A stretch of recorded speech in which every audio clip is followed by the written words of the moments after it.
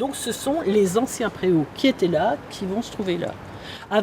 Et ils seront plus importants, donc on aura une surface abritée qui sera bien plus importante que celle initialement par les anciens préaux.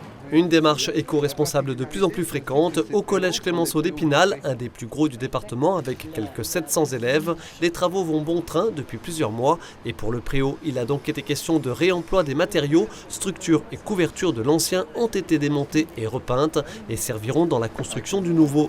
À l'intérieur du bâtiment, les bureaux de la vie scolaire vont eux déménager pour être installés en plein cœur de l'établissement, à proximité de la cour. Parce que les élèves s'y rendent vraiment quotidiennement pour régler leurs petits soucis d'absence, de retard, de demande de renseignements. Et puis dans la vie scolaire, il y a les assistants d'éducation, mais il y a aussi 2 conseillères principales d'éducation qui reçoivent les élèves dans le cadre du suivi et de l'accompagnement dû à leur scolarité. Et elles accueillent aussi les familles. Propriété du conseil départemental, les collèges doivent également être aux normes en matière d'accessibilité. L'ascenseur de l'entrée principale était peu pratique et ne desservait que le premier étage. C'était insuffisant. Notamment sur un bâtiment de cette hauteur, effectivement, on a un vaste chantier qui a été lancé depuis longtemps au niveau du département, c'est de rendre accessible à tout un chacun l'ensemble des niveaux de ce bâtiment. Donc l'ascenseur ici est totalement obligatoire, bien entendu. Sur ces images, un autre réaménagement en cours, celui des salles et des ateliers de la SECPA, la section d'enseignement général et professionnel adapté. Budget global des travaux, 4 200 000 €, dont une subvention de l'État d'un peu plus d'1 million.